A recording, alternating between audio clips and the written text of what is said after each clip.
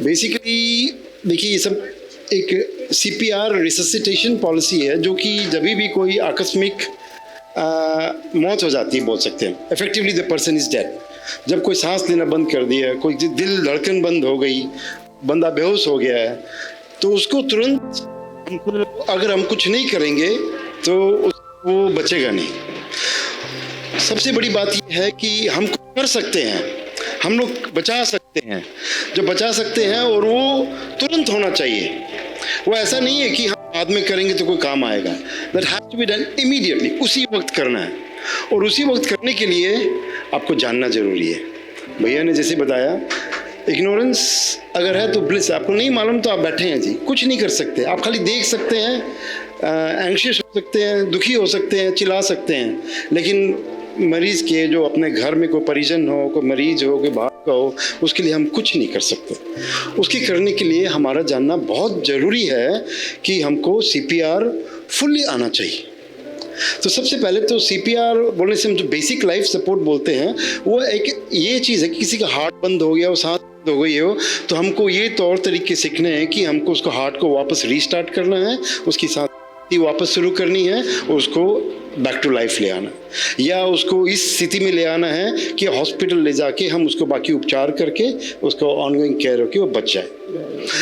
आप लोग सुनते होंगे अभी कार्डियक अरेस्ट जो है is one of the leading cause of death. आज के दिन सबसे ज़्यादा डेथ्स, लगभग 1/3 से ज़्यादा डेथ्स कार्डियक अरेस्ट से हो रही। तो कार्डियक अरेस्ट, रघु स्क्रीन, हाँ मैं यहाँ पर बस इंग्लिश में दिखा रहा हूँ, कुछ नहीं, मैं हिंदी में बोल रहा हूँ। तो कार्डियक अरेस्ट आज के दिन जब होता है, सैडली हमारे पास कोई डेटा नहीं है इंडिया में।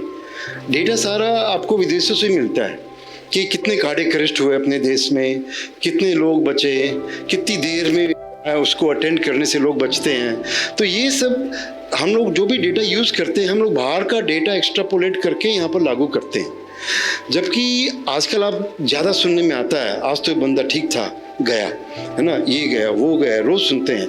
तो नो डाउट कोविड के बाद काफ़ी इंसिडेंट्स बढ़े हैं, जो deaths due to cardiac arrest काफ़ी बढ़ी है, लेकिन एक अवेयरनेस भी बढ़ी है, जो कि आज के दिन कुछ भी घटना घटती है तो सोशल मीडिया से आप लोग के पास तुरंत आ जाता है, और हम लोग को एक अवेयरनेस बढ़ाती है कि भैया ये घटना घटी है।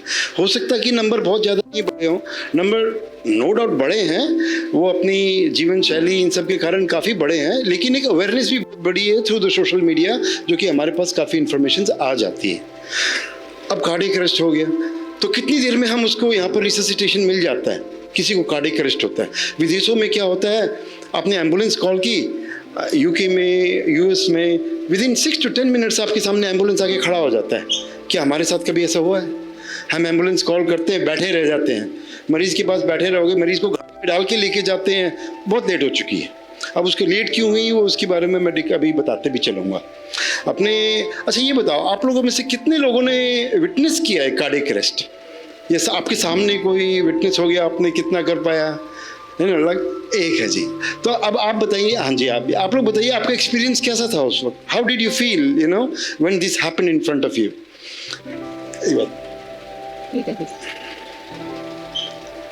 आज से करीब 21 साल पहले मेरे हस्बैंड और हम लोग घूमने गए हुए थे बॉम्बे। उसी समय पेट्रोल पंप पर इनको अचानक से बहुत बेचैनी हुई, पसीना आने लग गया, इनके हाथों में बहुत दर्द शुरू हो गया। हम घबरा गए, ये बोलने लगे मेरी तबीयत ठीक नहीं है, मुझे बेचैनी हो रही है। ये ज़मीन पे सो गए। हमें कुछ समझ में नहीं आ रहा था, पर कहीं ना कहीं मुझे ये एक दवा याद थी, सॉर्बिटेट। मैंने तुरंत ही, सामने मेडिकल शॉप था, हम अपने हस्बैंड को ज़मीन पे सोया हुआ छोड़ के तुरंत भागे मेडिकल शॉप। हम वहाँ से दवा लेके आए और हमने इनको वो दवा दी, और साथ में हमने तुरंत ही 2 डिस्प्रिन की टैबलेट, हमने कभी किसी से सुन रखा था कि शायद कहीं कोई ब्लॉकेज होगा। मुझे ये समझ में आ गया था कि इनको अटैक आया है। हमने तुरंत इनको डिस्प्रिन 2 घोल करके पानी में वहीं पिला दी। वो समय मेरे लिए मेरी लाइफ सेविंग कर गया।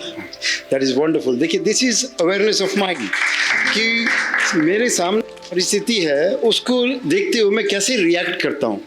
लकीली वो बीमार हुए थे, वो कार्डियक अरेस्ट नहीं था। कार्डियक अरेस्ट मतलब हो गया कि वो गिर गए, बेहोश हो गए, सांस रुक गया, दिल की धड़कन भी रुक गई। वो अगर वो न होता तो वो इन सब चीज़ों से काम नहीं करता। बिल्कुल एकदम उस साइड एकदम लक्ष्य हाँ जी, तो आपने प्रीएम्प्ट कर लिया और ट्रीटमेंट जो दिया उससे आपको एडवांटेज है। हाँ जी, बिल्कुल जी। और आज मैं यही चाहता हूँ कि जो भी आप सुनेंगे हो सकता है नहीं, भगवान करे कि आपके दिमाग में वो सेट हो जाए कि आगे हमको कैसे रिएक्ट करना है। अब मेरे सामने कार्डियक अरेस्ट होता है, अगर मैं उसको तुरंत रिससिटेट कर देता हूँ तो 60 से 70% चांस है कि मैं उसको रिवाइव कर सकता हूँ।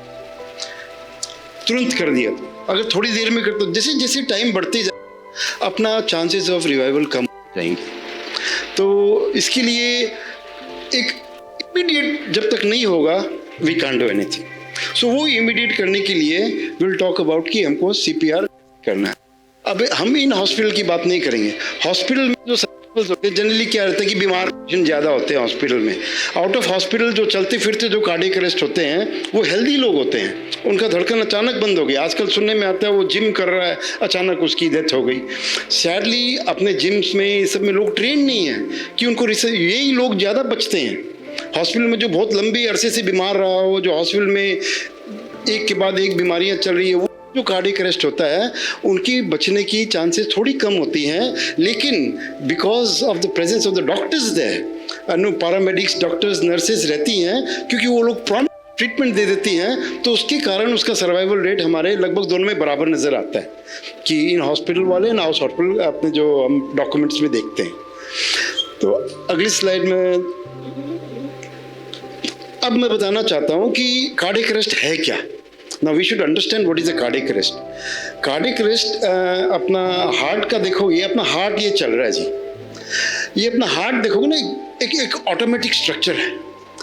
इतना ऑटोमेटिक है कि आपका हम सब कुछ बंद हो जाए लेकिन मेरा हार्ट एक इंडिपेंडेंटली चलता है, ब्रेन के सिग्नल से नहीं चल रहा है। बाकी मैं जो हाथ हिला रहा हूँ, शरीर चल रहा हूँ, बात कर रहा हूँ, मेरे दिमाग से चल रहा है, लेकिन मेरा हार्ट जो है वो ऑटोमेटिक चल रहा है। जो ऑटोमेटिक चल रहा है आप देखोगे यहाँ पर, तो ये यहाँ से एक ऑटोमेटिक इनका सेंटर होता है जो फायर करता है बिजली। वो इलेक्ट्रिसिटी एक फायर करता है, वो पूरे हार्ट में स्प्रेड करता है, उसको पंप की तरह कॉन्ट्रैक्ट करता है। जब से हम जन्म लेते हैं मरने तक ये हमारा हार्ट ऐसे ही बीट करता रहता है, कभी नहीं थकता है, कभी नहीं रुकता है, ठीक है ना जी। तो ये जो बीट कर रहा है ये क्या करता है, अपने को ब्लड सप्लाई मेरी पूरी बॉडी में भेज रहा है।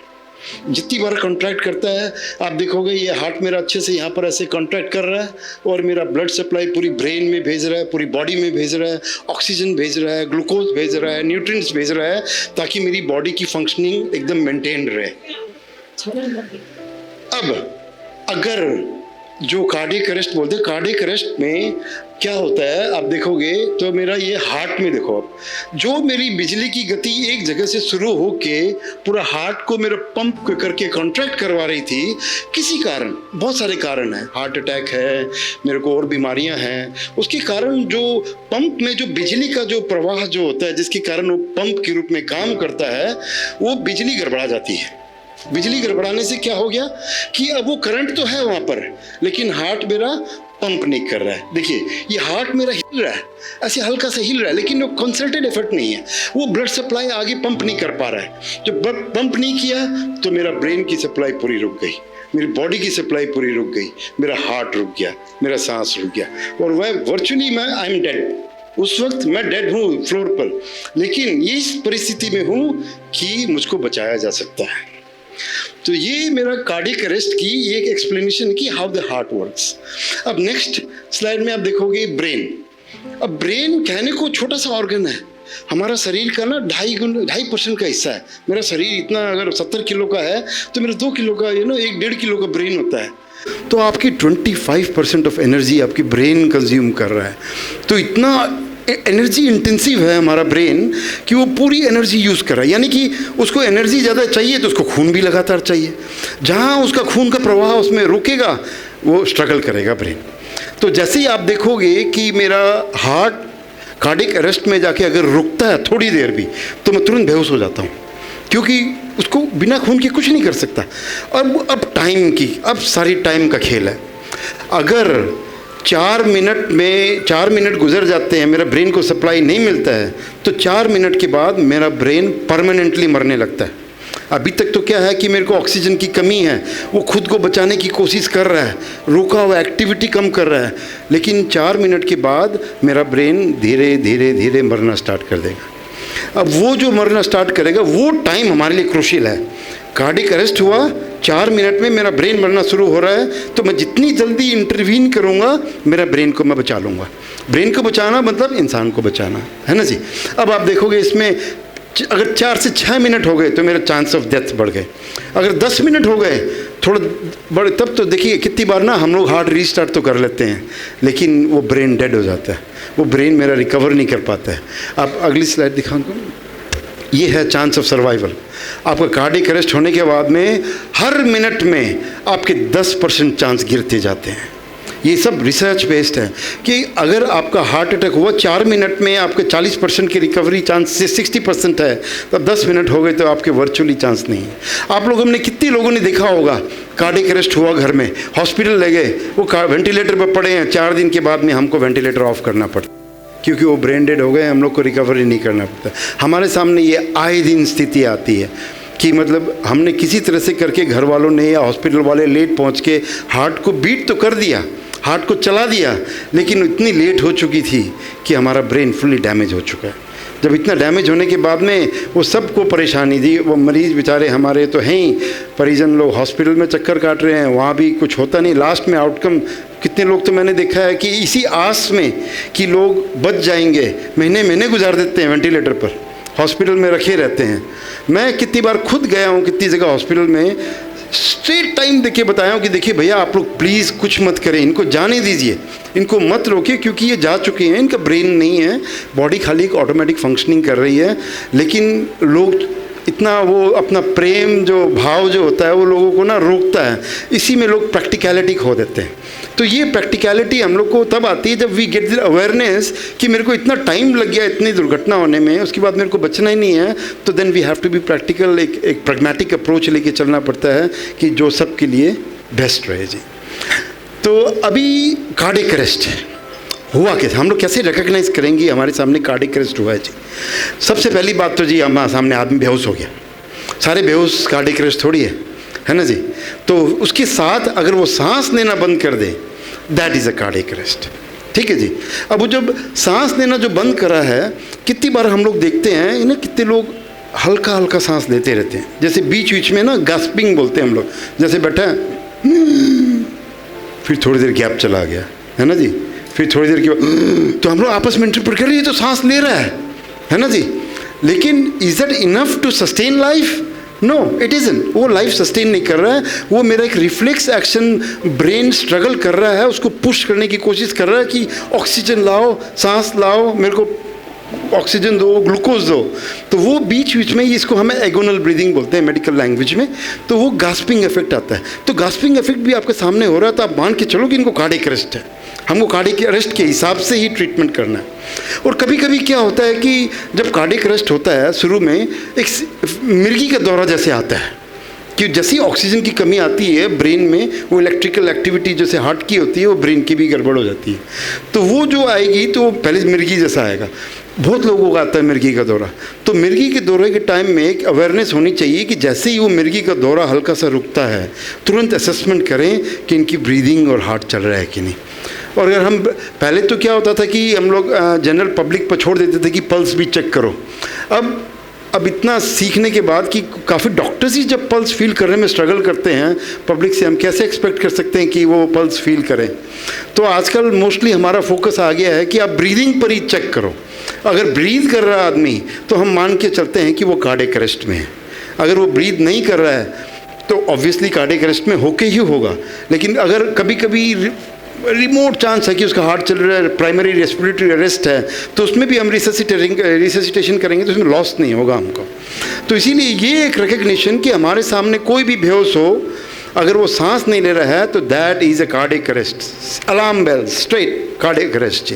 और हमको क्या करना है? रिससिटेशन करना है, इनको वापस लाना है, ठीक है ना जी। अब वापस लाने के लिए अब मैं ये ना एक लीफलेट बनाया हूँ मैं।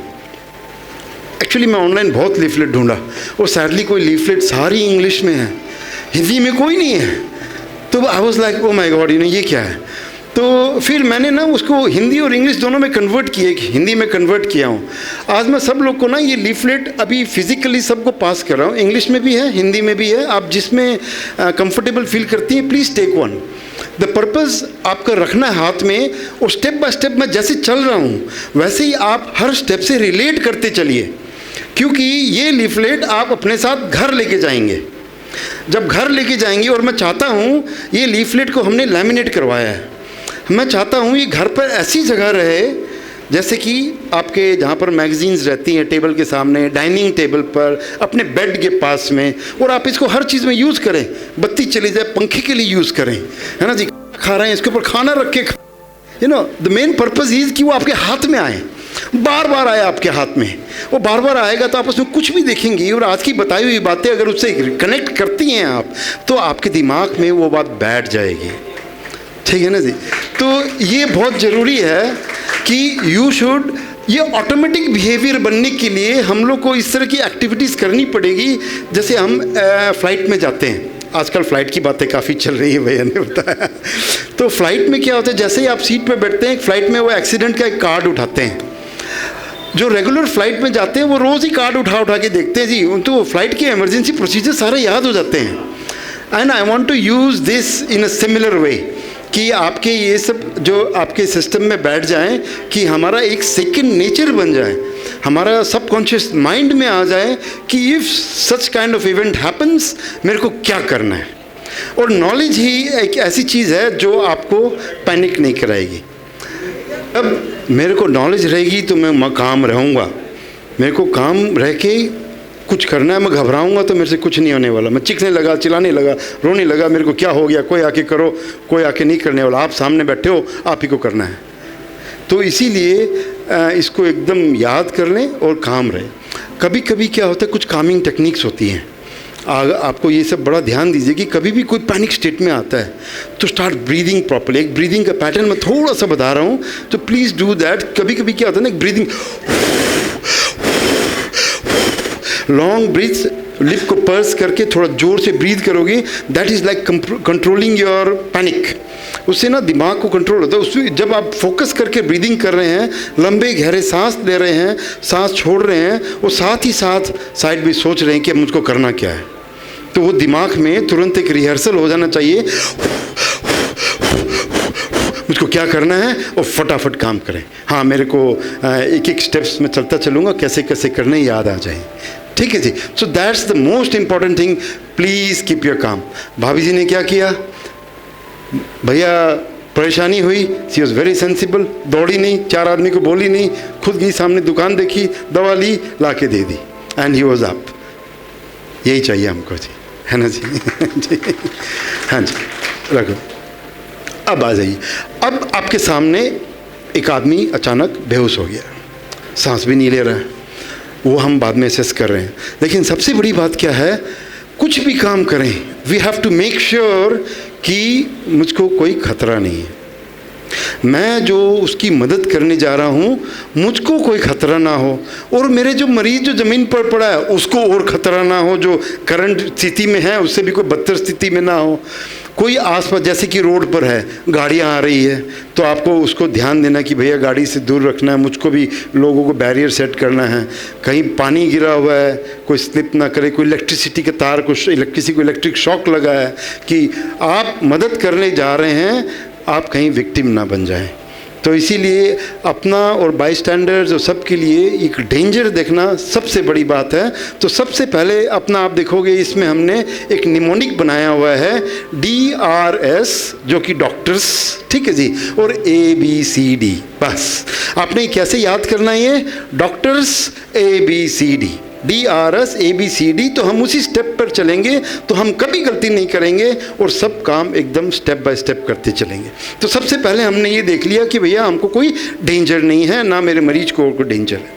तो हमने फिर अगले स्टेप पर चलते हैं। अब अगले स्टेप में हम देखते हैं कि भैया हम पे मरीज़ को जाके देखते हैं, मरीज़ के पास आते हैं, अरे भैया पहले देख तो लें कि खाली बेहोश है कि क्या है ना। हाँ जी हाँ जी हाँ जी, आप बिल्कुल ठीक हैं, हेलो हेलो करके आप इसको जगाने की कोशिश कर सकते हैं। एक चीज़ और बोलूँगा बिफोर वी स्टार्ट, ये जैसे रखे हुए हैं ना जी, अब क्या है, मैं पेशेंट को यहाँ से अप्रोच किया हूँ। देखिए हम जो राइट हैंड, जनरली एक रूल होता है for best access to anybody who is lying on the floor, आप उसके राइट साइड से आएँ। अगर आप राइट हैंडेड हो तो, लेफ्ट हैंडेड हो तो लेफ्ट हैंड से आएँ, ताकि आप उसकी मैक्सिमम, हम लोग की मेडिकल ट्रेनिंग में एक बेसिक रूल होता है कि आप पेशेंट के राइट हैंडेड मोस्टली लोग होते हैं तो राइट हैंड में आके बात करेंगे, क्योंकि उसका वो सब कुछ एक्सेस होगा। तो इसकी सिचुएशन में थोड़ी सी चेंज कर देता हूँ, ये ऐसे कर देता हूँ, है ना जी। अब क्या हो गया, मेरा राइट से हो गया। Now this is proper access to my patient. So standing on the right of the patient if you are right handed, है ना जी। तो ये एक जागना, इसको होश है कि नहीं, है ना, are you okay, you know, ठीक हो, उठो, कैसे हो, कुछ नहीं है। तो अब हमको समझ में आ गई मरीज़ हमारा बेहोश है। अब बेहोश है, इतना क्लियर हो गया कार्डियक अरेस्ट है, तो हम तुरंत नेक्स्ट स्टेप पर चल पड़ेंगे। क्या था, DRS। हम ये जाने कि मेरा पेशेंट बेहोश है। अब मैं क्या मदद बुलाऊं? मैं क्या अकेले सब कुछ कर नहीं सकता? मैं अगर CPR शुरू भी करता हूँ तो मेरा मेरे को मदद चाहिएगी उसके बाद में, तो मेरे को मदद चाहिए। अब मदद की परिस्थिति में ये है कि घर में मैं जोर से चिल्लाया, कोई आया, हाँ बेटा तुम एम्बुलेंस को बुलाओ, तुम इसको बुलाओ, इसको बुलाओ, 3-4 लोगों को आगाह करना ज़रूरी है। अगर आप अकेले हैं तो फिर बड़ी ऑकवर्ड स्थिति हो जाती है, पहले करूँ कि फ़ोन करूँ। लेकिन आजकल मोबाइल का ज़माना है, पुरानी वाली बात नहीं है कि ज़मीन पर फ़ोन फिक्स था, मैं गया ऐसे ऐसे करके घुमा रहा हूँ। आज के दिन मोबाइल पर आप दोनों काम साथ कर सकते हैं। While we assess him further, जो हम आगे असेसमेंट करें, साथ साथ में आप हैंड्स फ्री पर कर दीजिए, मोबाइल डायल करके, इमरजेंसी नंबर, एम्बुलेंस डायल करके, जो भी नंबर अपने पास अवेलेबल होता है वो करके कर दीजिए, और बात करते करते दोनों काम कर सकते हैं हम लोग। तो इसीलिए एक हेल्प को बुलाना अर्ली बहुत ज़रूरी है जी। अब हेल्प बुलाने के बाद में अब हमको ये देखना है कि हमारा मरीज़ सांस ले रहा है कि नहीं, है ना जी। अभी तक तो ये था। अब सांस, अब देखिए 2 चीज़ हो सकती है, एक तो मरीज़ सांस ले ही नहीं रहा है, एक हम जब बेहोश होते हैं तो हमारी सांस की नली अपने आप रुकने के बहुत ज़्यादा हाई रिस्क हो जाते हैं। क्योंकि मैं जब अवेक हूँ तो मेरा बॉडी का मसल का एक टोन होता है, वो सांस की नली एक सिंपल पाइप है, ये सिंपल पाइप है जी, है ना जी। ये मेरी पाइप ऐसे करके जा रही है, मुंह से नीचे जा रही है, वो पाइप मेरी खुली है तो मैं सांस ले पा रहा हूँ। लेकिन जब मैं बेहोश होकर जब ज़मीन पर पड़ता हूँ तो मेरा ये ट्यूब फ्लेक्सिबल हो जाती है, ठीक है जी, और मेरी गर्दन जो होती है ये ऐसे मुड़ जाती है, आगे की तरफ आएगी। अब मेरी जो गर्दन मुड़ेगी, अगली स्लाइड में आओ एक बार, फिर वापस आएंगे। अब गर्दन जब मुड़ेगी मेरी, तो आप ये देखोगे, ये मेरी जीभ जो भारी पार्ट है वो पीछे की तरफ गिर जाती है, और ये मेरा जो पाइप है, ये मेरा जो पाइप ना ऐसे हो गई, ये ऐसे हो गई जी पाइप। तो ये मेरी पाइप यहाँ पर किंक हो गई है। ये मेरी 2 कारण किंक हो गई है, एक तो मेरी पोजीशन के कारण, वो एक मेरा जो गला के पीछे जीभ का जो हिस्सा है वो जो फ्लैसिड हुआ वो पीछे गिरा, तो मेरी पाइप न। अब मैं फूंक मारूंगा तो इसमें फूंक नहीं मारा जाएगा जोर से ना, बहुत अगर लगेगा तो बहुत जोर लगेगा मेरा, है ना जी। तो उसमें तो ये हमको ये पोजीशन करना बहुत ज़रूरी है कि सबसे पहले हम एक एयरवे उनका ठीक करना है। तो एयरवे ठीक करने के लिए हम लोग सबसे पहले इसकी जो होती है 2 तरीके होते हैं। हम माथे पर अपना बायां हाथ रखते हैं और ये चिन पर ये उंगली, तो ये 2 एक्शन, 2 in 1 एक्शन हो रहा है। ये 2 in 1 एक्शन क्या हो रहा है, एक तो मैं गर्दन को पीछे की तरफ खींचा और ऊपर से इधर से चिन को उठाया, ये चिन को उठाया और ये किया। तो आप अगली वाली स्लाइड में देखेंगे तो क्या उसके करने से क्या होता है, अगली चाहिए। अब देखिए ये होता है, ये मेरा सांस रुका हुआ है, तो ये इस फोटो में दिखाना चाहता हूँ एनिमेशन से। ये मेरी जीभ से मेरी पाइप टेढ़ी होकर रुक गई है, गर्दन सीधी करा, पाइप एकदम ओपन हो गई, है ना जी। अब मेरी पाइप ओपन हो गई तो अगर उसका सांस रुका हुआ है किसी कारण तो वो सांस लेने लगेगा।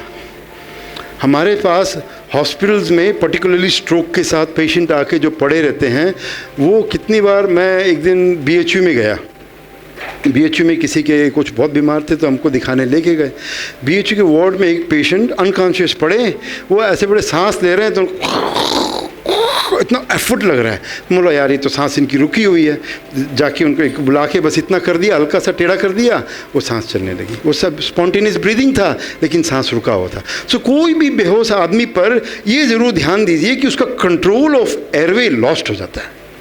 जब कंट्रोल ऑफ एयरवे लॉस हो गया तो कितनी बार उसी से मर जाते हैं वो, क्योंकि थोड़ी देर तक सांस रुका रह गया, अब कुछ ऑक्सीजन मिला नहीं, वो धीरे धीरे धीरे धीरे वो कुछ रिस्पॉन्ड भी नहीं कर पाते हैं, वो चले जाते हैं।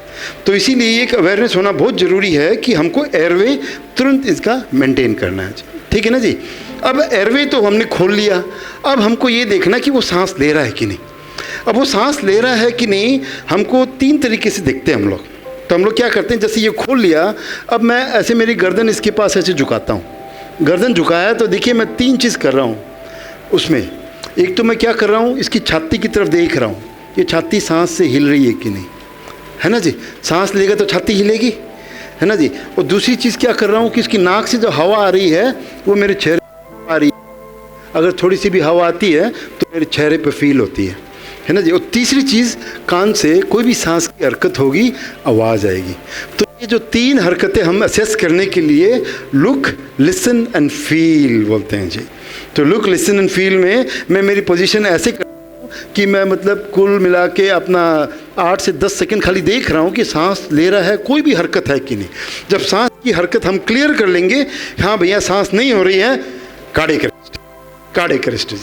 अब कार्डियक अरेस्ट है तो हमको अब क्या करना है, हमको CPR स्टार्ट करना है, सर्कुलेशन रिस्टोर करना है, हार्ट रिस्टोर करना है, तभी बच पाएंगे, नहीं तो भैया कुछ नहीं। तो यहाँ से आपका CPR स्टार्ट होता है। तो इतनी देर आपने जो ये सब, मैं अभी तो स्टेप बाय स्टेप कर रहा हूँ, बाद में एक रन डाउन करूँगा कि सामने एक रियल इवेंट आया, हम कितनी जल्दी जल्दी जल्दी जल्दी सब स्टेप फॉलो करते हैं। और आप लोगों से, कुछ लोगों से रन डाउन करवाऊँगा भी यहाँ पर, ताकि आप लोग को भी एक फील हो कि स्टेप बाय स्टेप सारे स्टेप हमको एक साथ कैसे रन करने हैं। तो ये सर्कुलेशन हमको करना चाहिए। अब सर्कुलेशन हमको कैसे रिस्टोर करेंगे, हार्ट तो बंद पड़ा है, हार्ट अंदर है, छाती के अंदर है, उसको रीच आउट हम कर नहीं सकते। सर्जरीज में तो कभी कभी कार्डियक अरेस्ट होता है तो डॉक्टर्स लोग हाथ को लेके पंप को ऐसे ऐसे भी कर देते हैं जी, है ना जी। लेकिन रियल लाइफ में तो छाती के अंदर हार्ट है, वो कैसे करें। अब हमको इसको रिवाइव करने के लिए हमको इसको चेस्ट कंप्रेशंस देने पड़ेंगे। हमको छाती को दबाना पड़ेगा, छाती को इस कदर दबाएं कि हमारा हार्ट दबे। हार्ट दबेगा तो वो एक, अब गुब्बारा मान लीजिए जिसके अंदर ब्लड है, वो दबा तो गुब्बारा से पाइप से उसका निकल जाएगा, जो आगे खून आगे बढ़ेगा। आप जैसे छोड़ोगे तो बाकी जगह से खून वापस हार्ट में आएगा। तो आप एक हार्ट का फंक्शन रिस्टोर करने की कोशिश करते। Remember 4 minutes, no more than 4 minutes you have. अगर हमको बचाना है, 4 मिनट से कम में हमको एक्शन लेके पेशेंट को रिवाइव करने की कोशिश करनी है। पहले हम लोग एक बहुत कॉमन चीज़ करते थे कि जैसे मेरा ब्रीदिंग हो गया, हमने देख लिया CPR करना है, एक प्रिकॉर्डियल थंब हम करते थे। मैं प्रैक्टिकल लाइफ में आज भी रिकमेंड करता हूँ, वी शुड डू इट। क्योंकि out of hospital cardiac arrest में सबसे common cause he ventricular fibrillation होता है। जो मैंने दिखाया ना, वो इलेक्ट्रिकल एक्टिविटी खाली गड़बड़ है, बाकी मेरा हार्ट फंक्शन कर रहा है। तो उसको करने के लिए अगर हम अगर ऐसे मुक्का मारते हैं, ज़्यादा ज़ोर से नहीं, ये इतना ही उठाया, छाती के बीच मुक्का मारते हैं, तो मेरा 20-30 किलो जूल की एनर्जी जाती है। अगर हार्ट मेरा गड़बड़ चल रहा है तो उसको नॉर्मल रिदम में कभी कभी फ्लैश कर देता है, कभी कभी कर देता है। तो ये चीज़ अपने रियल लाइफ में अगर हम प्रैक्टिस करें तो इट इज़ वर्थ वाइल। तो जैसे ही हुआ, और ये अभी रिसेंटली हम लोग यहाँ पर गए हुए थे, क्रिस्टल बॉल में खाना खा रहे थे, तो अचानक एक आदमी ऐसे ही दूसरी टेबल पर बैठ के, उनको सीजर लाइक एक्टिविटी हुई, वो कार्डियक अरेस्ट में गए एंड आई वाज देयर। ठीक है, हमने जाके उनको प्रिकॉर्डियल थंब दिया, थोड़ा सा CPR भी किया, नहीं ही गॉट रिवाइव होके आया। और उनको हमने बोला भी कि बाद में हॉस्पिटल जाओ, लेकिन I think they were struggling to understand कि कार्डियक अरेस्ट हुआ है। पूरी फैमिली स्ट्रगल कर रही थी अंडरस्टैंड के लिए कि ये उससे तो फिट हुआ था, मतलब नहीं, it was a cardiac arrest, है ना जी। लेकिन वो लोग बाद में एम्बुलेंस से बुला दिए थे, I don't know what they did, अपने उनके हिसाब से छोड़ना पड़ जाता है फिर। तो अब हमको प्रिकॉर्डियल थंब का एक चांस है। अब नेक्स्ट हमको कार्डियक कंप्रेशन करने हैं। कंप्रेशन हमको पता करना चाहिए कि हमको कहाँ करना है, छाती में किस एरिया में करना है। तो वो हमको छाती का हिस्सा है, ये हमारा पेट स्टार्ट हो जाता है ना जी। ये मेरे पेट की रिब्स आ जाती है, मेरा पेट स्टार्ट हो गया। तो मैं मेरा हाथ जो मेरे रिब्स से ऐसे रन करता हूँ, 2 उंगली रखता हूँ, यह हाथ रख लिया, मैं 2 उंगली छोड़ दिया। तो ये this is the correct way. मैं बोलता हूँ कि लोअर थर्ड ऑफ दी, मेरा जो चेस्ट है, lower third of the rest में मेरा जो डोमिनेंट हैंड है, जो कि मेरा राइट हैंड जो भी होगा, मैं सेंटर पर ऐसे करके सीधा रख देता हूँ, या मैं ऐसे करके 2 इंची लाया, सीधा रख दिया। ठीक है ना जी। ये हाथ को मैं रख, दूसरा हाथ मैं इसके ऊपर ऐसे इंटरलॉक, ठीक है जी, ये मेरा इंटरलॉक हो गया। मेरे बॉडी पोजिशन है मेरी इसके हाथ पर ऐसे सीधी होनी चाहिए, ताकि मेरे को ना हाथ से नहीं दे रहा हूँ, लोग ऐसे करते हैं CPR, वो गलत है। आपको अपना बॉडी का जोर यूज़ करना है, अपना बॉडी का प्रेशर यूज़ करना है। तो ये ऐसे करके लॉक किया, इसके ऊपर मैं ऐसे आ गया। अगर आपको ऊपर ऐसे चढ़ना पड़े तो टेबल पर आ जाएंगे आप, और अच्छा है। और उसके बाद आपको अपनी बॉडी पर नीचे दबाना है, स्ट्रेट स्ट्रेट स्ट्रेट। इतना दबना चाहिए 2 इंची, 2 से ढाई इंची दबना है। 2 से ढाई इंची मेरा दबेगा तो मेरा हार्ट इतना पिच जाएगा कि वो ब्लड को आगे भगा देगा और मेरे ब्रेन की तरफ ब्लड भेजने की कोशिश करेगा। तो हमने इंटरलॉक किया, सीधा हाथ को लॉक करें, स्ट्रेट डाउन किया। अब कितनी बार करना है हमको? 1 मिनट में ये 100 से 120। तो आपको बड़ा फास्ट करना है जी, ठीक है ना जी? वो भी नहीं, फास्ट नहीं है, रिदम चलता है इसका, जैसे 1 2 1 2 1 2 करें ना। देखो ऐसे ये हुआ, आप करिए, आप नॉन स्टॉप कंप्रेशन कर रहे हैं। तो आपका ये कंप्रेशन, अब आप अगली स्लाइड देखोगे तो ये देखिए कंप्रेशन कर रहा है तो क्या हो रहा है, ये हार्ट मेरा देखो यहाँ पर दब रहा है ना जी? ये हार्ट ऐसे प्रेस होगा, ये ब्लड सप्लाई आगे बढ़ाएगा ब्रेन में। और ये शुरू में ब्लड सप्लाई को, क्योंकि हम जितनी बार दबा रहे हैं, क्योंकि हार्ट रुका हुआ है, तो ब्लड सप्लाई को शुरू में टाइम लगता है, लेकिन एक बार आप स्टार्ट कर लेते हो तो मेरा पंप एकदम सर्कुलेशन में आने लगता है। तो इसीलिए इसका एक फ्रीक्वेंसी और रेट मेंटेन करना बहुत ज़रूरी है कि हम कंप्रेशन मेंटेन करें। और एक चीज़ का बड़ा ध्यान रखिएगा, कितने लोग क्या गलती करते हैं, ये जो हाथ इसके ऊपर रख के जो दबा के जो छोड़ते हैं वो पूरा लोड नहीं हटाते हैं। जब आप पूरा छोड़े हैं तो छाती से फिर लोड हट जाना चाहिए कि मेरा हार्ट रिकॉइल करे। उसके बाद लेकिन हाथ वहाँ से हटना नहीं है, बस वो प्रेशर उसके ऊपर से हटना है। तो जितनी बार जाएंगे तो आपको इतना, कितनी बार लोग दबा के करते रहते हैं ना, ये बेकार है। आपको ना कर तो दिए लेकिन कोई काम नहीं कर रहा, पंप नहीं कर रहा हार्ट। तो इसके लिए हमारा हाथ सीधे, ये गए डाउन, फुल रिलीज, फिर डाउन, फुल रिलीज, डाउन, ठीक है ना जी? ये CPR, तभी ये इफेक्टिव CPR है, otherwise it is ineffective CPR। हाँ हाँ, ये मेरी रिब्स आई, सेंटर में आए, सेंटर में आने के बाद आपने 2 उंगली ऐसे रख दी तो ये आ गया, आप ऐसे कर लो।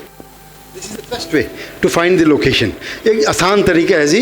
लोगों को मैं ये बताऊं लोअर थर्ड में इतना सेंटीमीटर ऊपर, इतना सेंटीमीटर नीचे, कोई काम नहीं आता है जी। आप एकदम आसान तरीका बना लो कि मेरा सेंटर में जहाँ से हड्डी स्टार्ट होती है मैं वहाँ से 2 इंच नहीं, ठीक है, फाइन है ना, चलो 2 सेंटीमीटर हम ऊपर करके, 2 उंगली ऊपर करके हम करते हैं। लेकिन lower part of the chest भी करते हैं। कितने लोग पहले ऊपर करते थे तो ऊपर मेरी चेस्ट और फिक्स्ड होती है और हार्ट की पोजीशन मेरे नीचे ही होता है। तो there has been a lot of studies कि कौन सा एरिया में हम करें तो मोस्ट इफेक्टिव रहता है। And actually the lower third of the heart, the chest is the most the best area actually for resuscitation करने के लिए। तो ये हमको 30 रिससिटेशन करने हैं। क्या करना है? 30 बार करना है। तो अब हम कर रहे हैं 1 2 3 4 5 6 7 8 30 करें।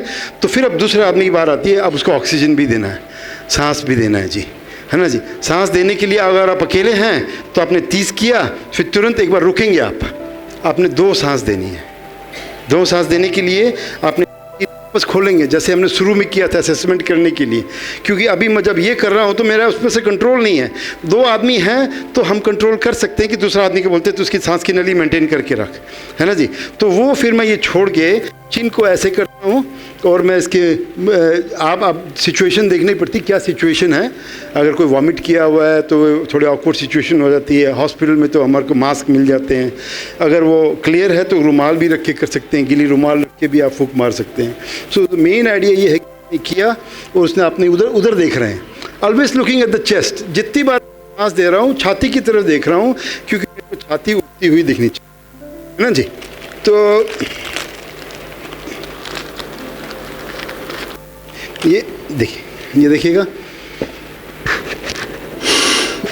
ये काम नहीं कर रहा नॉर्मल ना बढ़िया वाला में वो पंप होता है, तो इसमें ब्लो करेंगे वो छाती उठेगी। 1 2 धीरे से कंटिन्यूस हुक मारनी है, छाती उठी, डाउन, 1 2 वो ओके, तुरंत वापस CPR पर। तो आपका ये साइकिल चलते रहना है 30:2, 30 कंप्रेशंस 2 ब्रेथ, 30 कंप्रेशन 2 ब्रेथ, 2 बार करके फिर आप देखेंगे, एसेस करेंगे सांस लेना शुरू तो नहीं कर दिया है। अगर सांस लेना शुरू कर दिया, पेशेंट ने इसी बीच में कोई हरकत दिखा दी, हाथ झकोड़ने लगा, यानी कि चल पड़ा है, मेरा हार्ट अपने आप चल पड़ा है। पेशेंट ने अपनी तरफ से हरकत दिखाई, ही इज़ रिवाइव्ड, और हम ब्रीदिंग टेक्निक कितनी और बेहोश भी रह जाते हैं, सांस लेने लगा तो हमको मालूम है हमारा पेशेंट वापस आ गया है, हमने बचा लिया पेशेंट को। ठीक है ना जी? तो हाँ जी तो और ये लोग बचते हैं, ऐसी बात नहीं है, और आप घर में तुरंत करेंगे तो बहुत लोग बचते हैं जी, लेकिन बस करने वाला चाहिए। ठीक है जी।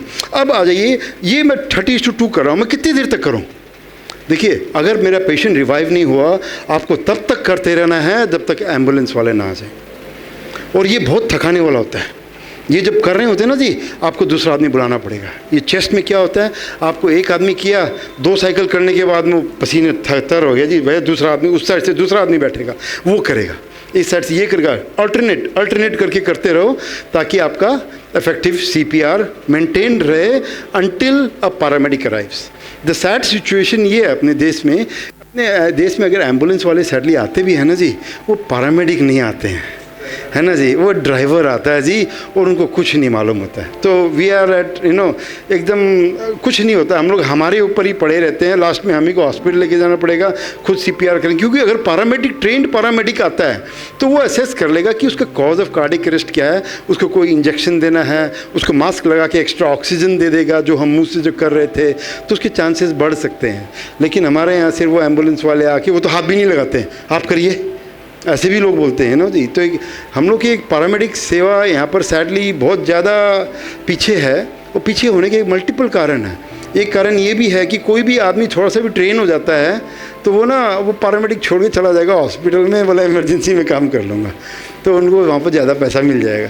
तो हम लोगों ने ऐसे कई बार हम लोग का डिस्कशन हुआ है कि we should have good paramedics and ambulances, लेकिन जो करंट परिस्थिति इंडिया में, जो डेफिसिट ऑफ डॉक्टर्स है, जो डेफिसिट ऑफ इमरजेंसी डॉक्टर्स है, तो सारे लोग जो थोड़ा बहुत भी ट्रेन हो जाते हैं वो हॉस्पिटल्स लोग उनको एम्प्लॉय कर लेते हैं कि अपने हॉस्पिटल में काम करें, तो एम्बुलेंस में मिलना बहुत मुश्किल होता है। लेकिन अगर मिल जाए तो वो हॉस्पिटल वाले एम्बुलेंस आके टेक ओवर करके आपको बाकी चीज़ लेकर के चले जाएंगे। तो लेकिन CPR जारी रखना है हॉस्पिटल तक जाने तक, ठीक है ना जी? रास्ते में भी जारी? हाँ, आप देखिए रास्ते में तो आपने स्ट्रेचर पे लिटाया हुआ है, एम्बुलेंस पे पीछे करते चलिए रहा, पैरामेडिक्स भी आते तो करते लेके जाते हैं आपको। जो UK में, US में, they until they reach the accident and emergency department, emergency पहुंचेंगे, वहाँ पर डॉक्टर लोग भी असेस करेंगे कि क्या स्थिति है, कितनी देर हुई है कार्डियक अरेस्ट हुए, कितनी देर के बाद रिससिटेशन शुरू किया गया। अब ये सब इन्फॉर्मेशन हम मांगते हैं। मालूम हुआ कि पहले से 15-20 मिनट के बाद शुरू ही हुआ था, हॉस्पिटल लेके आ गए, तो हमारा तो फिर चांसेस ऑफ रिवाइवल मिनिमम है जी। तो उसमें तो हमारा, तो अब दूसरी बात ये आ जाती है AED, कार्डियक अरेस्ट है, हम CPR कर रहे हैं, हम खाली टाइम बाय कर रहे हैं जी। कभी कभी मेरा हार्ट, मैंने मुक्का मारा, वो करा, नॉर्मल रिदम में आ गया, लेकिन एक्चुअली नॉर्मल रिदम में आना है उसको इलेक्ट्रिक शॉक के बाद ही, ठीक है। और अगेन अपनी देश की स्थिति बहुत ख़राब है इस मामले में सैडली। ये जो डिफिब्रिलेटर्स होते हैं कितने हॉस्पिटल में ही नहीं रहते हैं, तो यहाँ पर पब्लिक में थोड़ा सा और मुश्किल हो जाती है। लेकिन एक बात है, जो आज के दिन ये ऑटोमेटेड एक्सटर्नल डिफिब्रिलेटर्स आ गए हैं, ये ऑटोमेटेड एक्सटर्नल डिफिब्रिलेटर ऐसे हैं कि they don't need extra training to handle this machine. इसमें क्या होता है कि ऑटोमेटेड एक्सटर्नल डिफिब्रिलेटर एक छोटी सी मशीन आती है, अगर आपको अवेलेबल हो जाती है, जैसे अपने युवक संघ में एक पड़ी है, कोई बड़े होटल में एक पड़ी है, जिम में एक पड़ी है, मालूम है, तो एक आदमी दौड़ के आके आएगा, छाती पर एक टेप यहाँ चिपकाएगा कि यहाँ चिपकाएगा, ऑन कर देगा। अब वो मशीन आपको डायरेक्ट करेगी, वो बोलेगी कि हाँ जी, बोलेगी हाँ शॉक देना है, सब दूर हट जाओ, सब दूर हट जाएंगे, और वो अपने आप एक बटन दबाना होगा, इलेक्ट्रिक शॉक दे देगी। फिर वो असेस करेगी कि हाँ जी हार्ट रिदम नॉर्मल आया कि नहीं आया, तो बोलेगी ठीक है नॉर्मल आ गया, नहीं आया तो बोलेगी कि एक और शॉक दो, एक और शॉक दो, उसके बाद भी नहीं आया तो बोले CPR शुरू करो, फिर आप CPR शुरू करो, फिर उसके बाद 2-3 मिनट के बाद फिर बोलेगी, फिर दोबारा असेस करेगी, फिर शॉक दो। और वो जो पेस है उसके इसमें मेट्रोनोम चलता है, टक टक टक, आपको उसी पेस में आपको रिससिटेशन करना है, फिर बोलेगी ब्रेथ एफर्ट दो। तो ये मशीन लगभग 40 से 50 हज़ार की आती है, लेकिन it is a machine worth while having in big institutions, बड़े मॉल्स में, इस तरह के इंस्टीट्यूशंस में, हॉस्पिटल्स में, जिम में एक ज़रूर होना चाहिए, क्योंकि अब ये पैरामेडिक्स पर टोटली डिपेंडेंट नहीं है। ये अगर हमको खाली इतना मालूम हो जाए कि हमको ये 2 टेप है, ये वाला एक पैच है, ये पैच है, किधर लगा देना है, किधर लगा देना, मशीन ऑन कर देना, बाकी मशीन करेगी। आप देखिए मशीन जो बोल रही है आप वो करते चलें। तो उससे मेरी जो अगर डिफिब्रिलेटर हमको अवेलेबल हो गया है तो उससे सर्वाइवल मेरी बहुत बढ़ जाती है। तो क्या हम ये मशीन के तहत घर पे रख सकते हैं क्या? देखिए, इसका रख रखाव इतना आसान हाँ है जी, जो हम सभी रख सकें? इसमें क्योंकि मेरे पे घर पे ही पेशेंट हैं। हाँ जी। इस मशीन के बारे में मैंने कभी सुना नहीं था। अच्छा जी, नहीं छोटी सी होती है जी, और ये तो आई थिंक जैसे बताया 40 से 50 हज़ार की होती है, बेसिक यूज़ होता है जी, कार्डियक अरेस्ट के टाइम में। This is a life saving machine. अगर आप सीख लेते हैं रखते, इसकी बैटरी जनरली इसके अंदर जो आती है जी, उसकी जी। लाइफ भी 7-8 साल की होती है, तो Okay. It's a good life as well. तो it is something worth having. अगर घर में लिए एक आदमी के लिए तो वो थोड़ा सा वो कहने लगते हैं, लेकिन रख सकते हैं तो उससे अच्छी चीज़ तो है ही नहीं। और बड़े ऑर्गेनाइजेशन में तो ज़रूर होना चाहिए, जहाँ भी you, ज़्यादा doctor. लोग हो, है ना, मॉल में, जैसे मैं सब जगह बताया ना, सब आजकल यूके यूएस और अब्रॉड चले जाओ, आप हर जगह अगर ध्यान दोगे वहाँ पर घूमते वक्त मॉल में आपको जैसे फायर एक्सटिंग्विशर लगे रहते हैं ना जी, जगह जगह यहाँ पर वो लगे रहते हैं, AED लिख के लगा रहता है। सबको मालूम है इमरजेंसी आई तो मैं दौड़ के ये लाके लगा दूंगा, मेरा पेशेंट बच जाएगा। इसीलिए वहाँ पर सर्वाइवल बेटर है। हमारे यहाँ सर्वाइवल इसीलिए थोड़ी सी ख़राब हो जाती है। अब आ गया कि मैंने पेशेंट को बचा लिया, मेरा पेशेंट होश में आ गया, लेकिन पेशेंट बेहोश पड़ा है, अब क्या करूं? तो पेशेंट को जब मेरा होश में आ गया, उसके बाद होश में आने के बाद में हमको एक किसी पोजीशन में रखना है कि मेरा पेशेंट सेफ रहे। सबसे बड़ी प्रॉब्लम क्या होती है, पेशेंट अगर बेहोश है, एक तो एयरवे जो मैंने दिखाया, मेरी सांस रुकने का रिस्क रहता है। दूसरी बात ये रहती है कि मेरा पेशेंट उल्टी भी कर सकता है। मेरा पेशेंट जब उल्टी करता है और मेरा बेहोश हूँ तो मेरा कंट्रोल नहीं है। कंट्रोल नहीं है तब मेरा वो सारा उल्टी मुंह में आके सांस की नली में चला जाएगा और मैं खुद की उल्टी में डूब के मर जाऊँगा, है ना जी। तो इसीलिए वो हमको ये पोजीशन मेंटेन करना बहुत ज़रूरी है कि हमारा पेशेंट रिवाइवल के बाद में हम एक ऐसी पोजीशन में रखें कि वो सेफ रहें अंटिल डॉक्टर्स आए, और उसको हम वहाँ पर लगातार मॉनिटर करते रहें कि वो ब्रीथ कर रहा है, कंटिन्यू कर रहा है जब तक हेल्प आ रही है। तो ये एक रिकवरी पोजीशन बोलते हैं हम लोग। तो रिकवरी पोजीशन के मैं स्टेप बाय स्टेप करके दिखाता हूँ, और यहाँ पर एक आदमी पर मैं भी करके भी दिखाऊँगा, ठीक है ना जी। तो रिकवरी पोजीशन पे अगर मेरा पेशेंट लेटा हुआ है तो फिर क्या करेंगे, उसको पहले पाँव सीधे कर देने। कितनी बार पाँव टेढ़े पड़े हैं, हाथ पे हैं, उसको एकदम सीधा कर देना बैक पर। सीधा करने के बाद में एक हाथ को मैंने ऐसे, जैसे मैं हाई बोल रहा हूँ उस, हाँ वो कर दूँगा, मैं भी थोड़ी देर में करता हूँ। हाँ 1 मिनट, एक उधर ही रहो, बुला रहा हूँ। सबसे पहले मैंने एक हाथ ऐसे कर दिया जी, ठीक है ना जी। ज़मीन पर लेटा है, ये मेरा हाथ आ गया, सिंपल है जी। फिर मैं क्या करता हूँ, दूसरा हाथ को मैं ऐसे पकड़ के ऐसे रख देता हूँ, ठीक है ना जी। ये मैंने ऐसे रख दिया, दूसरा साइड पर आओ। अभी देखो ये हाथ मेरे इधर मुड़ा और दूसरा साइड को मैं ऐसे रख दिया। फिर मैं जिस साइड का जो हाथ मैंने जो मोड़ा है गल की तरफ, उसके पाँव को मोड़ता हूँ, पाँव को खींच के ऊपर ले आता हूँ और उसको अपनी तरफ खींच लेता हूँ, ऐसे आ जाएगा पेशेंट। मैं एक अभी करके दिखाता हूँ यहाँ, आओ। हाँ जी, ये रिकवरी पोजीशन जानना बहुत ज़रूरी है। घर में कोई भी किसी कारण भी बेहोश होए तो प्लीज़ उनको ना, सबसे बड़ी बात तो ये है, हम लोगों में एक बहुत बड़ी दुविधा ये रहती है, बेहोश हो या कुछ हो, हम लोग उसके मुंह में पानी डालने लगते हैं उसको जगाने के लिए। ये मैं ऐसे कर दिया, ठीक है ना। ये हाथ को पहले इधर रख लो, ठीक है जी। या तो मैं मेरी तरफ खींचूंगा, ये जो मेरा रहेगा इसी तरफ पेशेंट आना है, या मैं दूसरी तरफ, क्योंकि बेस्ट ये रहता है कि मैं मरीज को मेरी तरफ खींचने वाला हिसाब धक्का देने की बजाय खींचने के हिसाब रखूँ तो आसान रहता है, जोर कम लगता है। तो अब मैं मेरी तरफ जहाँ भी बैठा हूँ मरीज़ के, मैं पेशेंट का हाथ ऐसे करने के बाद में मैं दूसरा हाथ लेता हूँ, इनके गाल के नीचे ऐसे रख देता हूँ। देख रहे हैं जी, ये गाल के नीचे रखा जी। अब मेरे को क्या करना है, इस पाँव को उठाना है। जब मेरा ये पाँव फ्लैट हो जाए, ज़मीन पर आ गया ये पाँव, ये आ गया, अब मैं इस हाथ को ऐसे पकड़ के बस इनको मैं खाली अपनी तरफ ऐसे खींच लेता हूँ। देखिए ये आ गया, ये आ गया, ये है ना जी, ये आ गया। अब ये आने के बाद में इस पाँव को उठा के मैं ऐसे रख देता हूँ। अब मेरा ये एंगल ये आ गया, ये पाँव सीधा आ गया, मेरा मरीज देता है। अब लास्ट में गर्दन को पीछे की तरफ सीधी कर देता हूँ।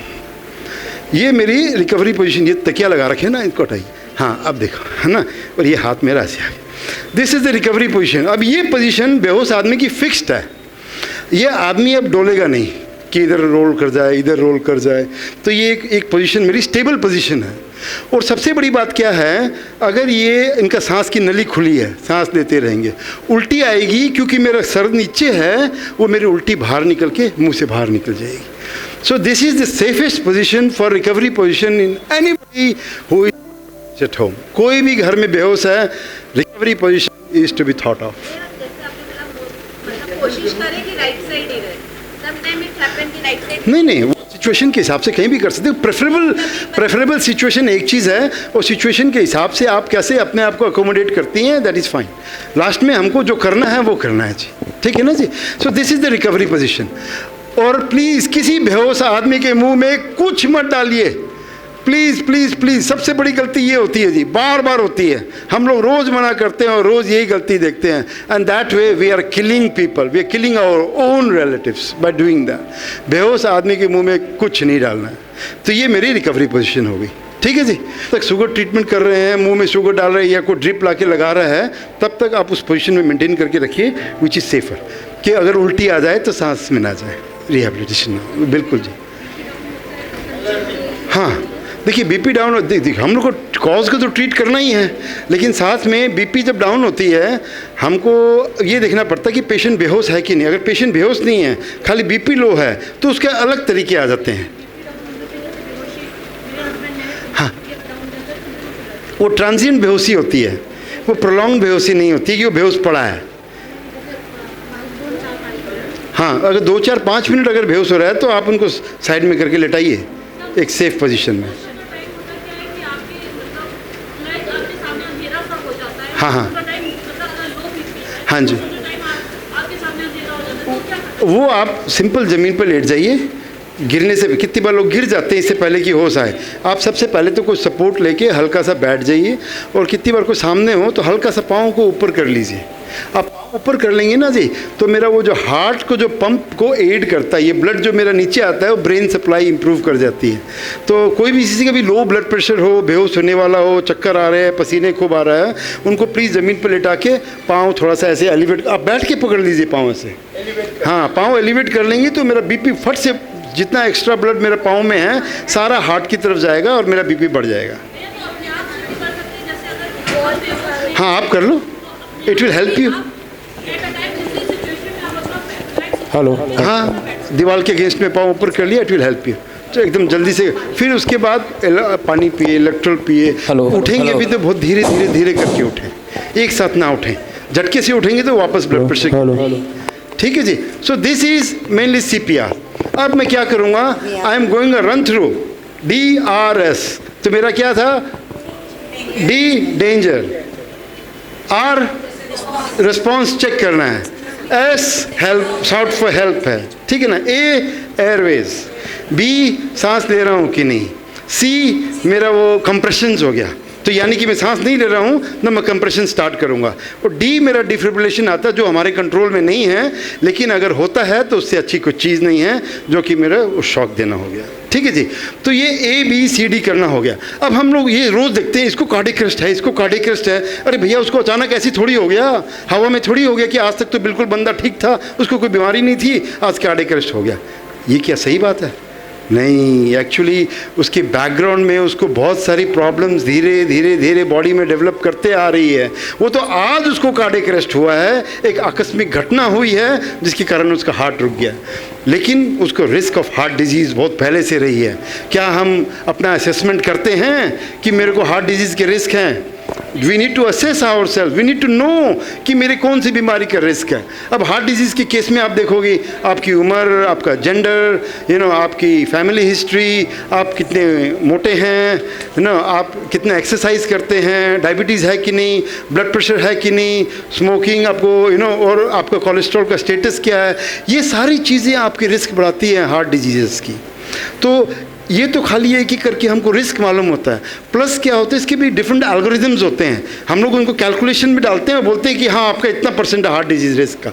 और जिसके भी रिस्क हाई आते हैं उनको फिर आगाह करते हैं कि देखो, आप अपना ख्याल रखो, अपनी लाइफस्टाइल मॉडिफाई करो, कसरत करो, वज़न घटाओ, ब्लड प्रेशर मेंटेन करो, कोलेस्ट्रॉल करो, ये सब करोगे तब आपके हार्ट के डिजीज़ रिस्क कम होंगे। और जैसे मैंने शुरू में बताया, मैं कोशिश कर रहा हूँ कि एक ऐसा सिस्टम बनाऊँ जिससे कि सब लोग अपने आप को असेस कर सके कि मेरे को कौन सी बीमारी का रिस्क है। और उसमें क्या होगा कि जैसे मेडिकल हिस्ट्री जैसा एक एप्लीकेशन मैं डेवलप कर रहा हूँ, जिसमें कि आप अपना डेटा डालेंगे आर्टिफिशियल इंटेलिजेंस के साथ, कि वो आपको हेल्प भी करेगा कि ये डेटा डालिए।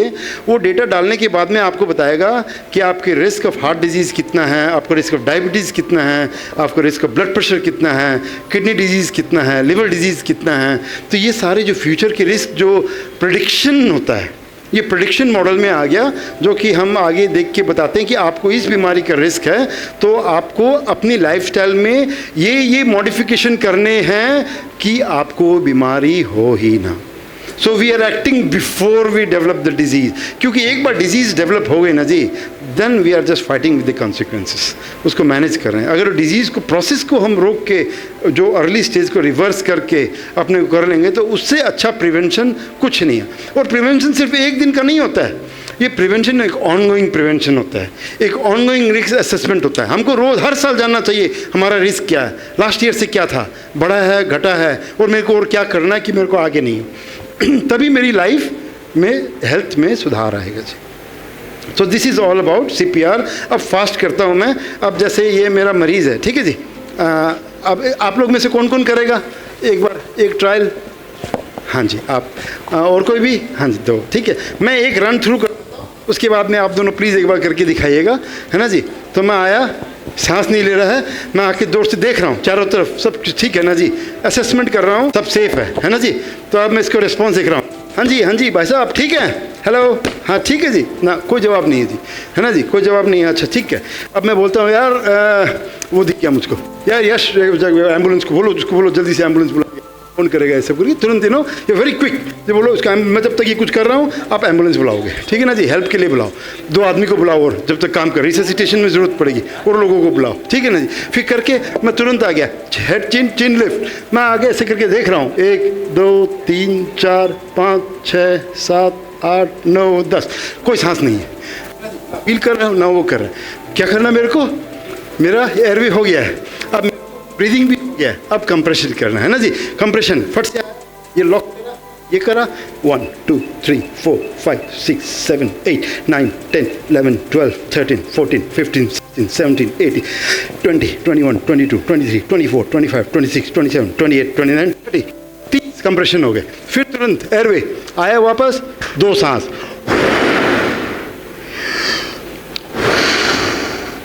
तुरंत कंप्रेशन, 1 2 3 4 5 6 7 8 9 10 11 12 13 14 16 17 18 19 20 22 23 24 25 26 27 28 29 30। थोड़ा सा असेसमेंट, क्या स्थिति है, नहीं, फिर 2 breaths, you keep going. Tiring है ये, आप अभी करोगे ना, you will feel how tiring it can be. उसमें दूसरे लोग और साथ देने के लिए रेडी होने चाहिए आपके पास, ठीक है ना जी। तो ये इतना चीज़ एक साइकिल है, आइए, है ना जी। और उसके बाद फिर रिकवरी पोजीशन में, एक बार आप इसको रिकवर कराइए, फिर हम आपको रिकवरी पोजीशन में आप इनको डालिएगा। हाँ जी प्लीज़।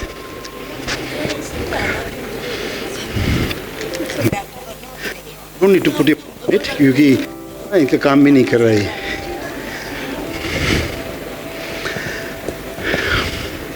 तो एक बार मैं जब भी, हाँ जी आप प्लीज़ करो, मेरे रखिए। फर्स्टली हम खतरा देखेंगे कि खतरा है, जहाँ पे भी जो भी पेशेंट बेहोश हुआ है या फिर कोई डेंजर में है, तो हम लोग फर्स्टली खतरा देखेंगे कि उसको क्या खतरा है। फिर हम लोग उसको देखेंगे कि वो सांस ले रहा है कि नहीं, रिस्पॉन्स होश है कि नहीं, हाँ, are you okay, are you okay, हाँ जी, नो इट्स नॉट रिस्पॉन्डिंग, हाँ जी, we call someone for help, ला रहा हूँ, हाँ जी, हाँ जी मैं बुला रहा हूँ, हाँ जी, हाँ जी, एयरवेज, हाँ जी, हाँ, कोई सांस नहीं ले रहा है, हाँ जी, हाँ ठीक है, हाँ जी ठीक है, स्टार्ट CPR, हाँ हाँ हाँ, वो कर लिए, उसी का पार्ट ही एयरवे असेसमेंट का पार्ट है वो, हाँ हाँ हाँ ठीक है। आप अब आइए कंप्रेशन पर आइए, हाँ हाँ हाँ हाँ हाँ हाँ, लॉक करेंगे, हाँ ऊपर का एग्जैक्टली ये, दवाई, हाँ फास्ट, बॉडी का जोर रहे, बॉडी का जोर, बॉडी का जोर। गुड। 1 2 3 4 5 6 7 8 9 10 11 12 और हाथ पूरा ऊपर लाना है, ठीक है ना जी, सही है। हाँ 19 20 21 22 23 24 25 26 27 28 29 30। That's it. सांस, 2 सांस, फिर से CPR। गुड। 1 2 3 4 5 6 7 8 9 10 11 12 13 14 15 17 18 19 20 30 होता है, 30 ब्रेथ, 30 कंप्रेशंस, 21, हाँ 21 22 23 24 25 28 29 30 2 ब्रेथ्स, है ना जी। इसको तब तक कंटिन्यू करेंगे जब तक हमें कोई रिस्पॉन्स रिस्पॉन्ड, पेशेंट हिले ना, सांस वापस नहीं आ जाए, सांस वापस आ गया है, इसको रिकवरी पोजीशन में डालना है। आइए, किसको ला रहे हैं यहाँ पर रिकवरी पोजीशन के लिए? आइए, आपको ये आ जाओ, रिंकल आओ, आपको रिकवरी आ जाओ। अच्छा चलो भाभी, रिकवरी पोजीशन में लिटाइए इसको। मैं देयर यू गो, है ना जी। हाँ, कुशन की ज़रूरत नहीं है रिकवरी पोजीशन में, नो कुशन रिक्वायर्ड, है ना जी। हाँ जी, ये गुड। हाथ back of the hand of the chest, हाथ को घुमा के, ये ना ये दैट्स इट, ऐसे, ठीक है ना जी। वो देखने से फिर पाँव को मोड़िए, वेरी गुड वेरी गुड। हाँ जी, अब वो नहीं उस हाथ को सपोर्ट कीजिए, जहाँ हाथ उसको जो नहीं ऐसे, इस हाथ को ऐसे सपोर्ट करो, है ना, और इसको खींचो अपनी तरफ, एग्जैक्ट। हाँ, ये सपोर्ट अब, हाँ, और पाँव को खींचो, बस, दैट्स गुड। और गर्दन को पीछे एक्सटेंड करो, गर्दन को पीछे, हाँ, that's it, that's a good recovery position जी, है ना जी। देखिए, now the patient is very stable in this position. आपको कैसा लगा बता देता हूँ। हाँ किसी को बुलाओ, एम्बुलेंस को बुलाओ, हाँ जी। ठीक है? 1-2 लोगों की जरूरत पड़ेगी, हाँ, 2-3 लोगों को जल्दी से बुलाओ। ये देखो, इसको 2 हाथ से ये ऐसे करके, है ना, 2 हाथ से ये एक्शन। हाँ, अब देखो, गुड, सांस पीछे करके खोलना है। हाँ हाँ जी, good.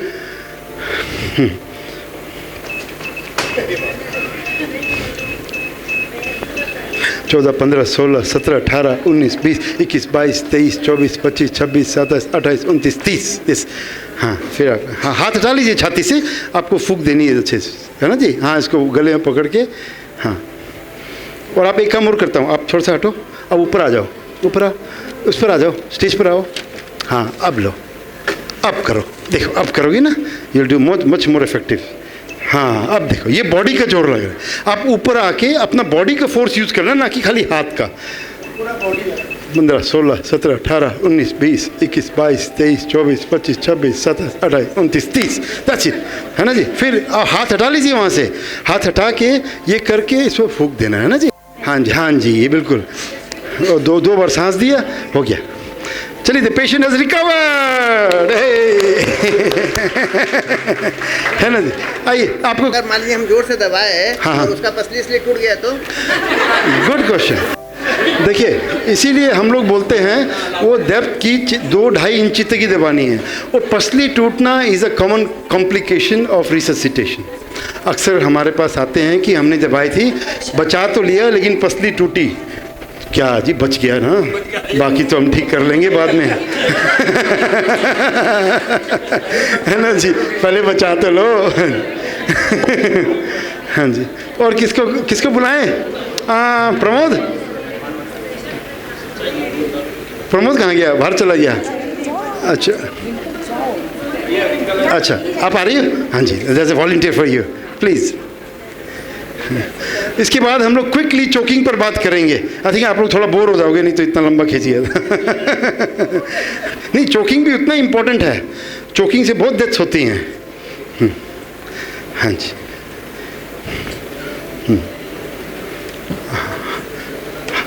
Good, fantastic, very good. हाँ हाँ, ये हो गया जी, गुड। और ऐसे करके खींचो उसको हाथ दे उसको आप। हाँ ठीक है, वो आपने हाथ पर भी रखोगे ना, आ जाएगा। हाँ, बस ठीक है, पाँव को ऊपर कर दीजिए, पाँव को ऊपर करके बस ऐसे रख दीजिए, ज़मीन पर रख, इस पाँव को सीधा करिए, सीधा कर लीजिए भाभी। हाँ जी, दैट्स इट, ये हो गई, ये पोजीशन हो गया मेरा स्टेबल पोजीशन, बस। और गर्दन को पीछे सीधा करना है है ना जी, ऐसे बस ये हो गया जी, that's a recovery position done जी, ठीक है जी, है ना जी, ठीक है, थैंक यू बाबू, थैंक यू सो मच। हाँ जी, so this was CPR and recovery position after proper revival, ठीक है ना जी। अब आगे क्या होता है, इमरजेंसी जो लाइफ सेविंग स्किल्स में तो दूसरी चीज़ आती है वो है चोकिंग। गले में खाना फंस गया, घुटन होके मर जाना, तो ये अक्सर हो गए। किन को होता है ज़्यादा? बच्चों में ज़्यादा होता है और थोड़े एजेड लोगों में ज़्यादा होता है। और जिसके डेंचेस नहीं होते हैं, दे आर मोर जिसके दांत नहीं, जो डेंचेस लगाते हैं उनको भी थोड़ा ज़्यादा रिस्क रहता है ऑफ चोकिंग। और सबसे बड़ी बात ये ध्यान दो कि अपनी सांस की नली और खाने की नली बिल्कुल अटेंडम चल रही है। ये इतना सुंदर कोऑर्डिनेशन चलता है, जब मैं खाना खाता हूँ तो मेरी सांस की नली के ऊपर एक ढक्कन आके गिर जाता है और मेरा खाना उसके ऊपर से सरक के पेट में चला जाता है। ये शरीर का एक बहुत सुंदर कोऑर्डिनेशन है जी। जितनी बार खाना खाता हूँ, पानी पीता हूँ, मेरी दोनों पाइप जो खुली हुई है, एक पाइप मेरी उसके ऊपर एक ढक्कन आके बंद कर देता है, वो खाने पर। इसीलिए खाते वक्त प्लीज़ कोई बात ना करे, कोई हंसे ना खाते वक्त। इसीलिए बार बार लोग बोलते हैं, अपनी पुराने रिकॉर्ड्स में भी देखेंगे, बार बार बोलते हैं डाइनिंग टेबल पे या खाते वक्त फोकस करके खाओ, कोई हंसो नहीं, बातें नहीं, लड़ाई झगड़ा नहीं, और अपना चबा के माइंडफुल ईटिंग करो, ताकि जितना बड़ा खाने का टुकड़ा अगर पीछे जाता है तो उसको फंसने के रिस्क उतने ही ज़्यादा बढ़ते हैं। तो इसीलिए खाने का प्रॉपर च्यूइंग और ये सब ध्यान देना बहुत ज़रूरी है कि हमको कोई चोकिंग ना हो। लेकिन खुदा ना खास्ता हो गई, है ना जी, हम बैठे हैं, कुछ खा रहे हैं, कुछ मेरे गले में फंसा, तो सबसे बड़ी बात ये आ जाती है कि हम पहले ये असेस करते हैं कि हम लोग का चोकिंग कितना है, किस लेवल का चोकिंग है, कंप्लीट ऑब्स्ट्रक्शन है कि पार्शियल है। सबसे बड़ी बात तो है कि कोई खांस रहा है, हम जो अगर मेरा मरीज खाना खाते खाते करके हम खांसते बोलते ना, अरे अरे चोक कर गया, है ना जी, वो खांस रहा है, मतलब कि उसका थोड़ा सा अंदर गया है, ज़्यादा नहीं गया है। तो वैसी परिस्थिति में हम उसको पार्शियल चोकिंग बोलते हैं। तो पार्शियल चोकिंग में देखने वाले को, जिसको चोकिंग हुई है, उसको सिर्फ सांत्वना देनी है, अरे सब ठीक हो जाएगा, ठीक हो जाएगा, खांसो। खांसना ज़रूरी है, क्योंकि खांसोगे तभी छाती से निकलेगा। कितने लोग क्या करने लगते हैं, बोले मुंह से मत खांस, नाक से सांस ले, गड़बड़। नाक से सांस लेना गड़बड़, आपको खांसना है। जितना एफर्ट करके खांसोगे उतने वो बाहर निकलेगा, है ना जी। और उसको थोड़ा सा सपोर्ट कर दो और उसको थोड़ा सा आगे की तरफ लीन कराओ।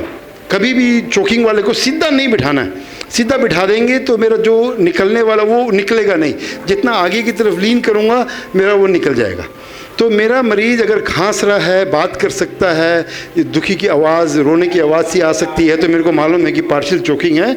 उस केस में मैं सिर्फ उसको रीअश्योर कर रहा हूँ, खांसने के लिए प्रमोट कर रहा हूँ और उसको लीन फॉरवर्ड करके खांसते रहने बोलता हूँ। सबसे गलत बात ये मत कीजिए, कोई भी खांसता है ला के गिलास का पानी दे देते हैं। वो पानी जब चोकिंग हो रही है, हो जो रहा है, वो खांसने की निकालने की कोशिश कर रहा है, वो मुंह में पानी डालते हैं, तो क्योंकि हर बार खांसने के लिए उसको एयर, लंबा सांस भी लेना पड़ता है, तो वो सारा पानी भी चला जाता है फेफड़ों में। तो इसीलिए पानी दीजिए, लेकिन जब वो सारा खांसना सेटल हो जाए उसके बाद में पानी पिए कि थोड़ा बहुत सूदिंग हो जाए। लेकिन जब मेरी चोकिंग चल रही है उस वक्त please please please no water at all, ठीक है ना जी। तो ये अपनी पार्शियल चोकिंग होगी। अब कभी कभी क्या होता है कि फुल चोकिंग हो जाती है, गले में फंस गया जी, और ऐसे ही लोग मरते हैं। फंसेगा तो आपको कैसे मालूम होगा कि इसके गले में पूरा फंसा है? वो बोल नहीं पाएगा, वो आपसे कुछ बोल नहीं पाएगा ना चील पाएगा, ना बोल पाएगा। देखेंगे वो अपना, वो एकदम घबरा गया। कितनी बार ऐसे करके लोग बोलते हैं, अरे अरे मेरे छाती में देखो, मैं नहीं ले पा रहा हूँ, चेहरा लाल हो गया है ना, इसका देखो एकदम लाल हो गया चेहरा, क्योंकि ऑक्सीजन रुक गया है, वो जोर लगा रहा है सांस लेने की, उसका चेहरा एकदम लाल सा हो गया है। एक दो सांस की हल्की सी आवाज़ भी, ऐसी कुछ आवाज़ भी, टेढ़ी सी आवाज़ भी आ जाएगी, उसके कलर कफ नहीं ले पा रहा है, हाथ नीले पड़ने लगे क्योंकि ऑक्सीजन की कमी होने लगी, तो मेरा लिप्स हो गया, हाथ नीले पड़ने लगे, तो ये मेरा साइंस ऑफ कंप्लीट चोकिंग है। तो कंप्लीट चोकिंग में अगर हम कुछ नहीं करेंगे तो द पर्सन विल डाई, है ना जी। तो we have to take immediate action in complete choking. तो हमको क्या करना है? तो सबसे पहली बात आती है कंप्लीट चोकिंग में, नेक्स्ट स्टेप में हम 2 मैन्यूवर करते हैं कंप्लीट चोकिंग में। ये देखिए, बैक स्लैप करते हैं। तो राजेश इधर आओ। तो एक ही बैक स्लैप करते हैं। तो बैक स्लैप में क्या करते हैं, इधर आके खड़े जाओ इधर, ठीक, ऐसे ऐसे घूम जाओ। ये मेरा, मैंने ऐसे कर लिया। अब मैंने इनको कर लिया, सपोर्ट करके इनको आगे की तरफ झुका दिया हूँ। आगे की तरफ झुकाया तो कि मेरा सांस की नली मेरी फ्री है, ठीक है, ये ठीक। ये जब मैं आगे की तरफ, मेरा पेशेंट बहुत डिस्ट्रेस्ड है, वो कभी भी बेहोश हो सकता है, वो कभी भी नीचे गिर सकता है, तो एक अच्छा सपोर्ट देना बहुत ज़रूरी है। तो पकड़ के मैं उसको बैक स्लैप करूं। अब आप देखोगे बैक स्लैप कर रहा हूं, ये मेरी हथेली और ये मेरी स्कैपुला के दोनों बीच में, तो मैं इनको 5 बार करूंगा। ये अभी ये मुक्का नहीं मारना है, मुक्का मारना और ज़ोर से चोट लग जाएगी। तो ये हथेली भी सीधा ऐसे नीचे नहीं मारना है, कोशिश करो कि आगे की तरफ मारना है। तो ये जो मोशन जाता है, तो इसमें एक पर इसमें वो बैक वापस जाओ, वापस। हाँ, अब ये देखोगे ना, जैसे ये मैं हिल रहा है, ये मैं ज़ोर से मारता हूँ ना, अंदर कुछ फंसा है, हल्का सा हिलता है, प्लस मेरा पेशेंट एफर्ट भी ले रहा है, तो कितनी बार वो फट से मुँह से बाहर निकल जाता है। तो क्या हुआ, 1 2 3 4 5। अब देखो ऐसे करो, सांस लेना स्टार्ट किया ना, फंसा हुआ है, फंसा होते यार ये तो गड़बड़ है, इन्हें इससे तो कुछ हुआ नहीं। तब हमको दौड़ के नेक्स्ट स्टेप में जाना पड़ जाता है। तो नेक्स्ट स्टेप क्या है हमारा, ये बैक स्लैप का जो बताया, लीन करना, 5 देना, हील लेना, शोल्डर ब्लेड हर सेपरेट करना है, ठीक है ना जी। अब नेक्स्ट स्टेप में मैं आ जाऊँगा एब्डोमिनल थ्रस्ट। अब नेक्स्ट थ्रस्ट में क्या होगा, जैसे मेरे पास मरीज ऐसे है, सामने आपकी तरफ घुमा दिया, मैं मरीज को ऐसे आगे की तरफ झुका दिया। अब मैं मेरा एक हाथ लेता हूँ, फिस्ट बना लिया हूँ, फिस्ट बना के इनके पेट पर रख, देखिए छाती और नाभि के बीच में जो पेट वाला एरिया आता है, मैं उसमें रख लेता हूँ। रख लिया जी। अब मैं दूसरा हाथ से इसके ऊपर पकड़ लेता हूँ, ठीक है। अब मैं करके ज़ोर से ऊपर की तरफ और मेरी तरफ खींचना है, सीधा पीछे भी नहीं खींचना है, ऊपर की तरफ और इसे। तो ये अगर ऐसे करके आप ऐसे ही करें, 1 बार 2 बार निकलेगा ना, तुरंत मारो फट से निकल जाता है मुँह से, वो इतना बड़ा टुकड़ा जो फंसा होगा फट से निकल जाएगा जी। तो ऐसे करके आपको 5 बार करना है। तो ये चीज़ ध्यान देना है कि रिब्स पर नहीं करना है, रिब्स पर कर देंगे तो रिब्स विल फ्रैक्चर, ये इसमें काफ़ी फोर्स लगता है। और ये लेकिन जो पेट के और डायफ्राम के ऊपर मूव करके जो मेरे फेफड़ों में थोड़ी बहुत हवा भी बची हुई है, उसको प्रेशर यूज़ करके मैं जो फंसा हुआ वो आइटम को बाहर निकालने की कोशिश कर रहा हूँ। तो 5 बार ये करूँगा, फिर भी नहीं हुआ तो मैं ऑल्टरनेट करूँगा, फिर 5 बार बैक स्लैप, फिर 5 बार ये एब्डोमिनल थ्रस्ट, फिर 5 बार ये करते रहूँगा जब तक। फिर एक बार में मेरा कुछ हुआ नहीं ना जी, तो फिर मैं हेल्प भी बोल देता हूँ, क्योंकि एक बार मैं कर लिया, मरीज का निकला नहीं, तो ना वी नो कि ये थोड़ा डिफ़िकल्ट सिचुएशन में है। तो डिफ़िकल्ट सिचुएशन में वी नीड हेल्प। तो जब तक मैं कर रहा हूँ, दूसरे आदमी को बोल दिया कि भैया पैरामेडिक्स को बुलाओ, एम्बुलेंस को बुला लो, जस्ट ज़रूरत पड़ी तो ये मैं ऑल्टरनेट करता रहता हूँ। कभी कभी क्या होता है, ऑल्टरनेट करते रहेंगे और मेरा मरीज़ बेहोश हो जाएगा, सांस आया ही नहीं। हमने 3 बार एफर्ट किया, सांस तो रुकी हुई थी, उसके अब वो बेहोश हो रहा है, हमको दिख रहा है बेहोश हो रहा है, तो हम उसको ध्यान से धीरे से नीचे करके ज़मीन पर लेटा देंगे। ज़मीन पर लेटा देंगे, वो कहाँ गया निशा, वो कहाँ गया, है ना। हाँ, ज़मीन पर लेटाने के बाद में जो थर्ड एक्शन मेरा आएगा, वो पेट पर ऐसे करके ऊपर की तरफ ऐसे दबाना है, ताकि एक बार लेट जाओ पीठ के बल। हाँ, ठीक है ना जी। ये आ गया है ना जी। ये आया ऐसे करके ऊपर की तरफ ऐसे दबा रहा हूँ। तो ये भी मैं 5 बार, बेहोश हो चुका है। अब एक बार मेरा लगेगा कि सांस हल्का सा सांस वो है, सांस मैं पुश कर रहा हूँ, हवा आ रही है, कुछ हुआ, लेकिन वो फिर भी नहीं हो रहा है, तब यानी कि मेरी कार्डियक अरेस्ट में आ गया। तब मैं फिर इमीडिएटली CPR शुरू कर दूँगा, है ना जी। वो मेरा CPR का सेशन आ जाएगा। तब मेरा ये साइकिल चलता रहेगा, 5 बैक स्लैप और 5 एब्डोमिनल थ्रस्ट्स, और मेरा लगातार अल्टरनेट करते रहेंगे अंटिल वी नीड CPR। और मोस्टली निकल जाता है, अच्छे से करेंगे ना निकल जाएगा। 2 सिचुएशन आती है, एक तो अगर कोई प्रेग्नेंट लेडी है तो कितनी बार मैं पेट के, जहाँ से मेरा पेट ख़त्म होता है और छाती है, मेरे को वहाँ पर हाथ रखना पड़ेगा, हो सकता है और एकदम छाती की बॉर्डर पर ही रखना पड़े। और जैसे हमारे पास, हम मोटे लोग बहुत होते हैं, है ना जी, मोटे लोग में भी हम नीचे की तरफ करके दबा नहीं पाते, तो उसमें हम ऊपर नहीं खींच पाते हैं, आगे भी खींच रहे हैं उतना भी काफ़ी, वो ऊपर खींच ही नहीं पाओगे, जिसकी हम लोग के सेंट्रल ओबेसिटी इंडिया में बहुत ज़्यादा है। तो हमको ये ध्यान रखना ज़रूरी है कि अगर मेरे सामने वाला बंदा अगर बहुत मोटा है, तो फिर मैं ये करूँ कि मैं सामने अपनी तरफ भी खींच लूँ तो वो हो जाता है। और we should always be aware of assessment की बाद में मेरे को इंजरी हुई है तो मैं उसके हिसाब से अरेंज कर लूँ। तो ये मेरा चोकिंग पर आ गया जी। ये तो मेरा एडल्ट चोकिंग हो गया, जो कि 1 साल से बड़े बच्चे हो गए। छोटे बच्चे हैं, 2 साल का 3 साल का बच्चा है, जो मैं ऐसे कर रहा हूँ, मैं झुक के बच्चे की हाइट पर आ जाता हूँ, है ना जी। तो वो करके वो एडजस्टमेंट करते हुए मैं मेरा चोकिंग का प्रोसीजर करता हूँ। तो 2 main procedures, back slap and abdominal thrust, alternate करते रहेंगे। अगर मेरा ठीक है, थैंक यू। अब अपना बच्चा है, 1 साल से कम का बच्चा है, तो ये 1 साल का कम से बच्चा है जी, ठीक है ना जी। हाँ जी। अब बच्चे में भी अक्सर चोकिंग हो जाती है, तो चोकिंग हो जाती है तो हमको कैसे करना है जी बच्चों में, है ना। वो जब चोक कर गया लिटा लेना है, ठीक है ना जी। तो इसको क्या करना है, पहले उल्टा करना है, लिटाना है ऐसे। मेरे हाथ में रिस्ट में बच्चे को लिटा लिया हूँ, लिटा के इसके मुंह को मैंने ऐसे पकड़ के, हाथ से मुंह को पकड़ के मैंने ओपन कर दिया है, ठीक है जी।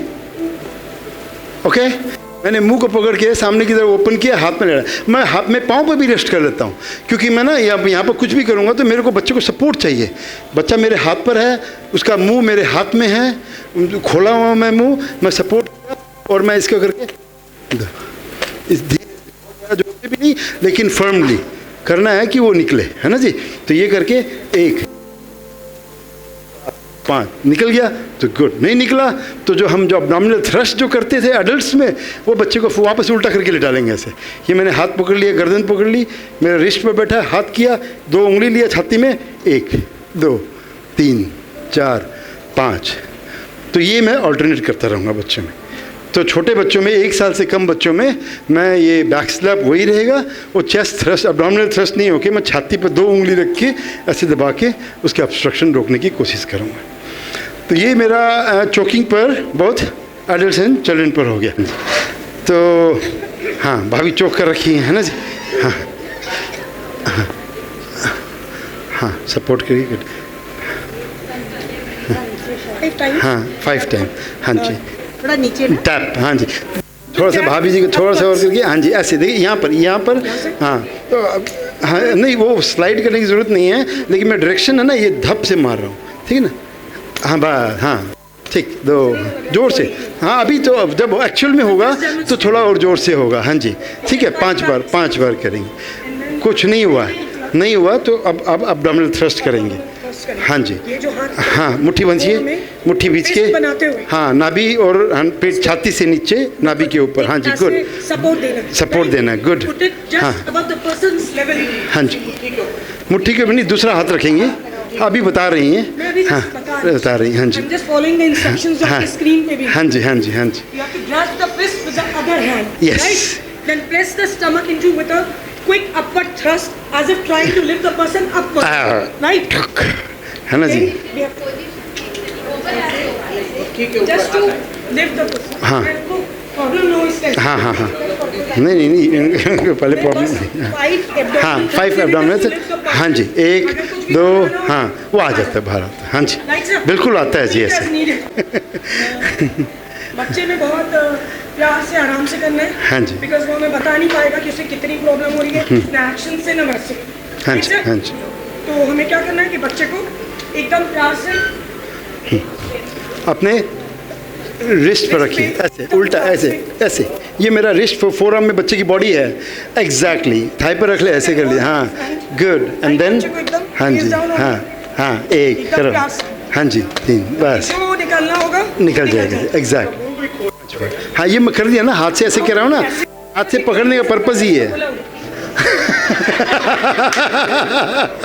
ना, सही है। हाँ जी देखिए, बाकी इंस्ट्रक्शंस वो भी फॉलो आप सुनिए, राइट सर। हाँ जी, थंब उठा के thumb and pen gently but firmly 5 times the middle of the back, the heel of the hand, हाँ जी हील ऑफ द हैंड, बस। फिर उसको घुमाइए, अगली बार वो नहीं हुआ ऐसे करके, फिर ये छाती पर दबाना, हाँ 1 2, हाँ जी 2 फिंगर्स, हाँ प्रेस जेंटली, क्योंकि बच्चा बोल नहीं पाएगा ना एक्शन से बता पाएगा, बिल्कुल।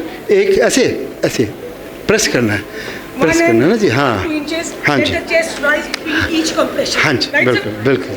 तो ये अपने बच्चे के चोकिंग के लिए हो गया जी। तो ये thank you so much, thank you. तो ये अपना चोकिंग और रिससिटेशन दोनों मिला के हो जाता है।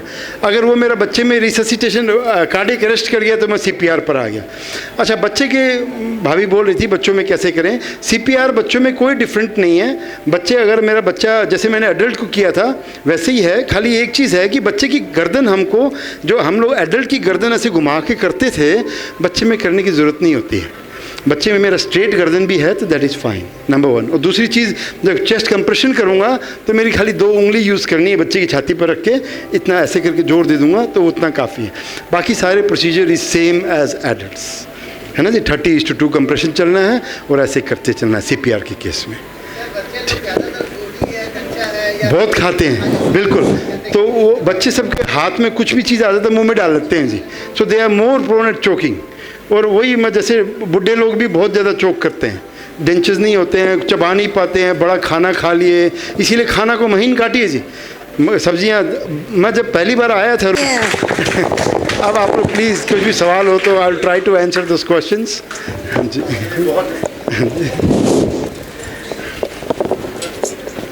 बात पूछ लेते, दांत लग गया, सब लोग उस समय पानी ही पिलाते हैं, तो उस समय क्या करना चाहिए? कुछ नहीं करना, आपको टाइम देना है कि वो जो दांत लगना मतलब it is a fit, epileptic fit है, ठीक है ना जी। एपिलेप्टिक फिट में उस आदमी का कोई कंट्रोल नहीं है, वो मेरा ब्रेन जो डिस्चार्ज कर रहा है जितनी देर करेगा वो करेगा ही। आपको ये लगता है कि मेरे पानी पिलाने से उसका फिट रुक गया है, नहीं, वो अपने आप रुका है। पानी पिलाने से इफ एट ऑल आप कुछ कर सकती हैं तो हार्म कर सकती हैं, फ़ायदा नहीं कर सकती। छींटा मार लीजिए, वो देखिए, हमको कोई आपत्ति नहीं है, मुंह के अंदर कुछ मत डालिए। हाँ जी, हाँ जी, मैंने देखा है कि नाक और मुंह को बंद कर देते हैं थोड़ी देर, हाँ, और उससे होश आ जाता है। ये भी गलत है, आता है नहीं आता। मैं बता रहा हूँ ना, काफ़ी चीज़ कोइंसिडेंटल होती हैं। हम कुछ देखिए, कुछ किसी का रास्ता वो होना ही है, आपने उसके पहले नाक बंद कर दिया, वो तो होना ही था, तो अब हम उसको वैसे परसीव करने लगे कि उसके कारण हुआ है। हाँ,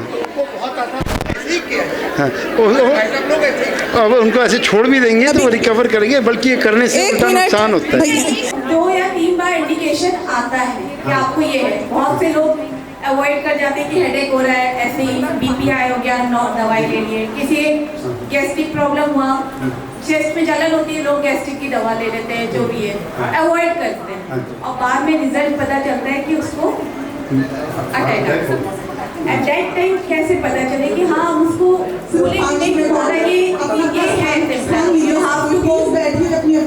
फॉर चेकअप?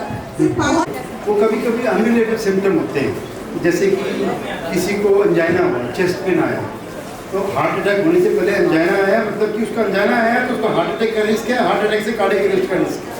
ब्लड प्रेशर बहुत ऊंचा है, ब्लड प्रेशर ऊंचा है तो उसको चक्कर आया, उसका सर दर्द किया, वो बैठ गया, लेकिन ब्लड प्रेशर चेक कराया नहीं, उसको कार्डियक अरेस्ट और हार्ट अटैक का रिस्क है। डायबिटीज़ पुरानी चल रही है, शुगर बहुत हाई है, वो कभी ध्यान ही नहीं दे रहा था और आज अचानक उसको कार्डियक अरेस्ट आ गया। इसीलिए मैंने कहा कोई भी चीज़ अचानक नहीं आती है।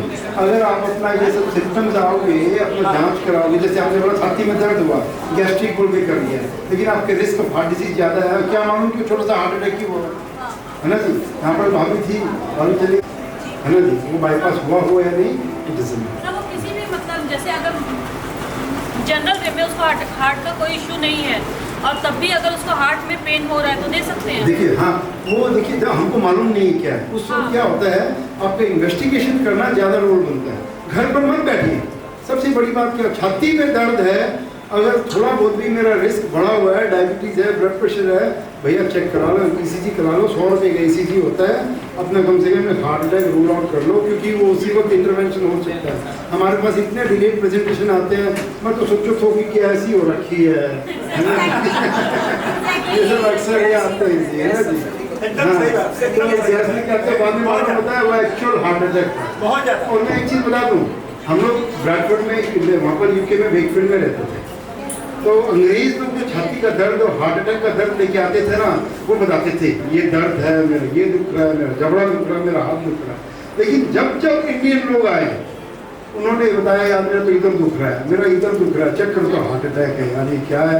मतलब अपने लोगों की रिपोर्टिंग ऑफ सिम्टम्स इतनी डिफरेंट है, तो कभी कभी छाती से रिलेटेड कुछ भी होता है और मिडिल एज आदमी होता है तो मेरा बहुत लो थ्रेशोल्ड होता है कि please investigate it, simple gas की दवा बन के ना छोड़ें, ECG करा लोगे या अगर आपके रिस्क आइडेंटिफाई करो, तभी मैं ऐप डेवलप कर रहा हूँ जहाँ आप अपना डिटेल डालोगे तो आपको बता देगा आपका रिस्क हाई है। आपका रिस्क हाई है और वो सिम्टम हुआ है तो आपका हार्ट डिजीज है अनटिल प्रूवन अदरवाइज। अगर आपका रिस्क लो है तभी भी हम बोल सकते हैं आपका हार्ट डिजीज हो सकता है, एक बार रूल आउट कराने में कोई बुराई नहीं है, क्योंकि एक सजगता, एक आपका अवेयरनेस कि मेरे को कोई बीमारी हो जिसको मैं टाइमली ट्रीट कर लूँ, वो टाइमली रहेगी तो आप बचे रहेंगे, नहीं करेंगे तो बाद में सिर्फ कॉन्सिक्वेंसेस फेस करेंगे।